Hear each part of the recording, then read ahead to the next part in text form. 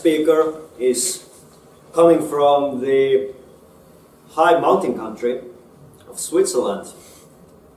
So, representing La Résistance Helvétique, talking about the Europe of minorities.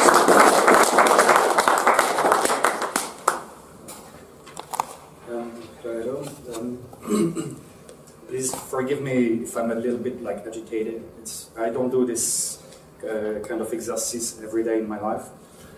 So I'm here representing the movement Résistance Helvétique, Helvetic Resistance. So we're a young and ambitious movement. We exist since 3 years. Of course, as you can see, we don't have a lot of experience, but we're extremely good-willing, and of course our goal is to grow. You know that Switzerland is divided in 4 linguistic zones. We mainly operate on the French-speaking part of Switzerland, and we are the fastest rising nationalist movement in the French-speaking part of Switzerland. So why the title is the Europe of minorities? Is that because I have this unpleasant feeling that we nationalists are a minority, and we are struggling against a wide spectrum of institutions, political parties, international treaties, and I'm going through all our, I would say, enemies. So we have one date in Switzerland. It all started the 20th of May 1992. We voted no, a clear no, against joining the European Union. So, and this is, some people said psychologically, is that because we have the complex of the complex de minoritaire, the minoritarian complex. We're a small country. We were only we were at that time only 6 million, and of course, as a nationalist, I also participated in order to vote in the no, because we want Switzerland to exist. We project our country in the future. So what makes us different from conservative parties? So people, sometimes I have this question that, that we nationalists, we're simply nervous conservatives. I do disagree with that, because conservatives in Switzerland, and I apply this term to the almost entire political spectrum, they don't want to take any strong stance against the European Union. So European Union, for me, is clearly designated as a problem. Why? In Switzerland, you know that we do care about our democracy. You know, we have the direct democracy, and we always say le souverain, the sovereign, and the last word comes from the people, comes from us. When we vote for you how to say, in a very simple fashion. I know technically it's not like that, but in Switzerland we have the right to vote on any subject. On any subject. And it's deeply rooted in our mind that if we don't agree or agree with the subject, you have the complete right to express and to organize a referendum. That's it. We did discover something with the European Union, is that the sovereign is not anymore respected. It's also like in nationalism, some people say, that we're old-fashioned, we have a bit of a fetishism of the people. They're right. It's the sovereign. In the end, the last word relies on the people. So the thing is, our government is doing something that is also very subtle. It is replying all European laws. So we voted against joining the European Union, but discreetly our government is copying all the European laws, which is very shocking. And they did, like I think a couple of years ago, a poll, and they said that if today in Switzerland we have to vote again for yes or no joining the European Union, almost 70% of the people would vote against. I remember in '92, you have also the psychological argument that simply the people that voted no, that voted against the European Union, are idiots. Like I'm listening today that we nationalists, and this is, I think that this is deplorable, that we're feeble-minded people. And I do disagree with that completely, because our struggle is really like immense. We have like a lot of tasks in front of us. And I think nationalism is it will be in the future, in the close future, it will be the ideological trend. It will be trendy. Trendy to be a nationalist.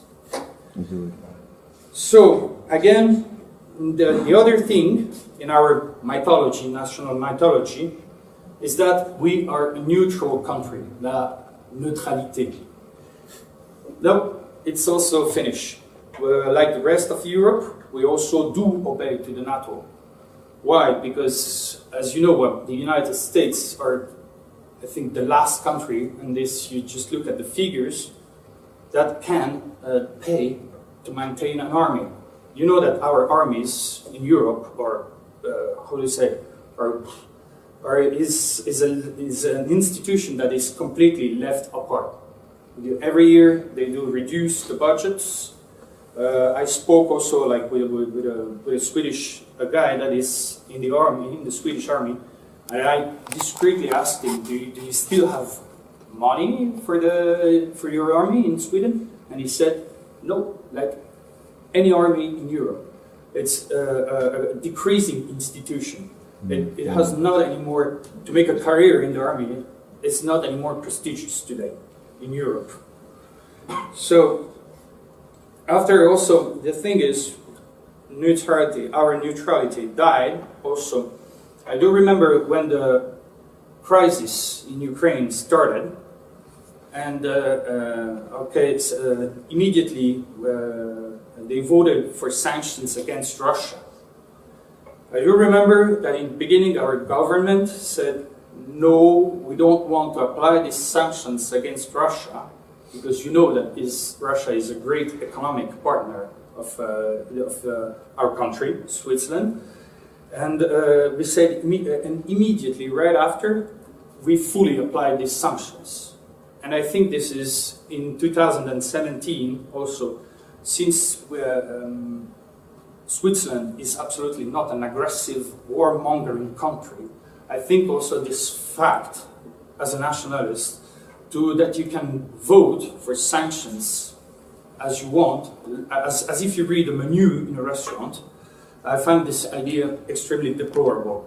You look at Syria. Syria is a completely broken, dismantled country. We also do participate in applying these sanctions. And I find that deplorable that we have this attitude in Switzerland, but it's just to show you that finally we are perfectly, sad to say, perfectly normal European country. We do obey. That's it. That's what it is left to us, to obey. Also, in the European Union, you know that in 2014, we took a stance against immigration, especially against this problematic part of immigration that it concerns all of us Europeans. Finland, when I look also like in all Nordic countries, it's the criminality. You see, there is like, when I hear that we nationalists are completely against immigration, I said, well, this is absolutely again a fallacy, a ridiculous argument. There has always been immigration through Europe. We are like moving people. There is one big difference, is that when I was a kid in my neighborhood, the foreigners were all Europeans. Dutch people, Swedes, some Americans. And I said, and you see, I haven't seen any crime or anything wrong or any wrongdoing coming from these immigrants, European immigrants. The thing is, so again, the European Union, when we voted, because we clearly said that we have to take out those like foreign criminals of our country. It's just like immediately the European Union threatened again our country that it won't work. Even if the people voted for it, it's no way, you won't apply it. So this is also like, this is one piece that we struggle against, the European Union. We want also that the NATO exits Europe. We don't want anymore any American bases in Germany or through Europe. It's a relic from the past. And also, especially because the wish is to avoid, in the future, a direct confrontation against, military confrontation against Russia. That's what we don't approve in the attitude of the NATO, is this permanent provocation against Russia. We don't wish an engulfment of our continent in the future.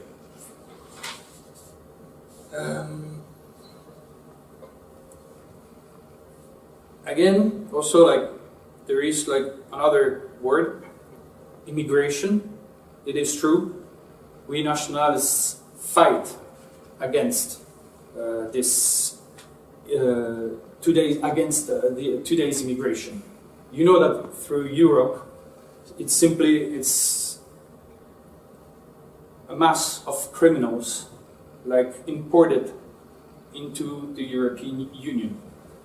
I won't go through all the examples because unfortunately we all suffer from that situation.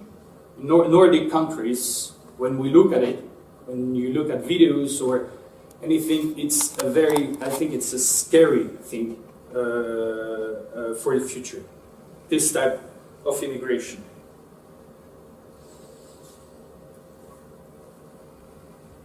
I would say also another threat is the fatigue of our economy. It's true that the economy of Europe is tired. So also the discussion is how to allocate resources, financial resources, for the future of our continent. This is a sad irony to see that today you have money to make wars overseas. You have money, and Switzerland is like any other European country. You have money to build shelters for refugees. This is quite strange when you read the press, when you look around you in your neighborhood. Like there is money to build like shelters for refugees, and I find that like very strange that unemployment is on the rise in Europe. We have like all this micro crisis, but we do have money for this, and this is also like a fight for the future to cut resources for these projects.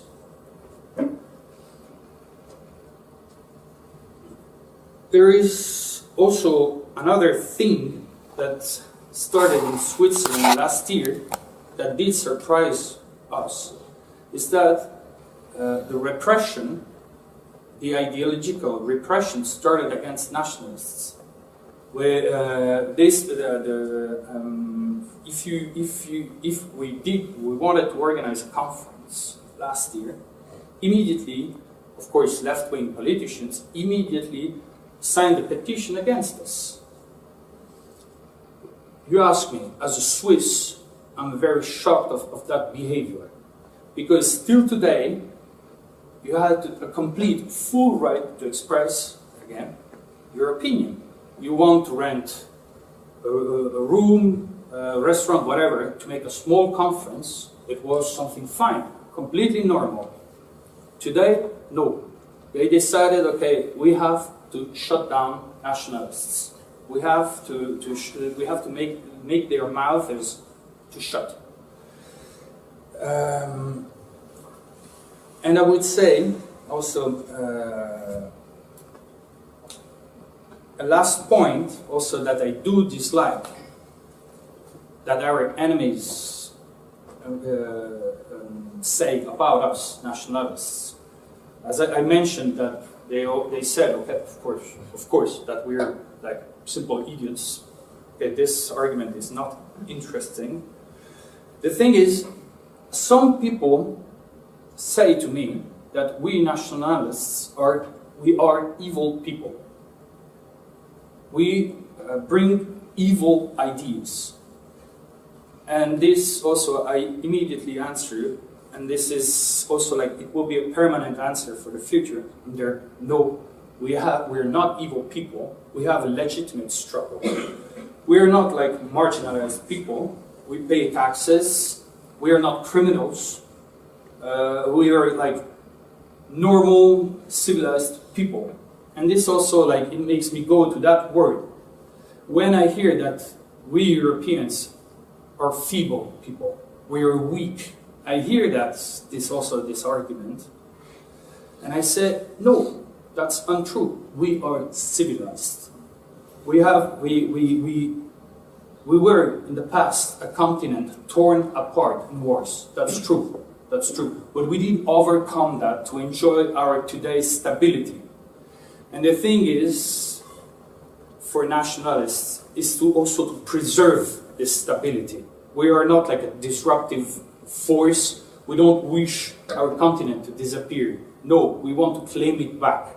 That's to quote as our Finnish comrade said, speaking about populism, the word populist, the people, that's what we have. We have to claim back that the people has full right to express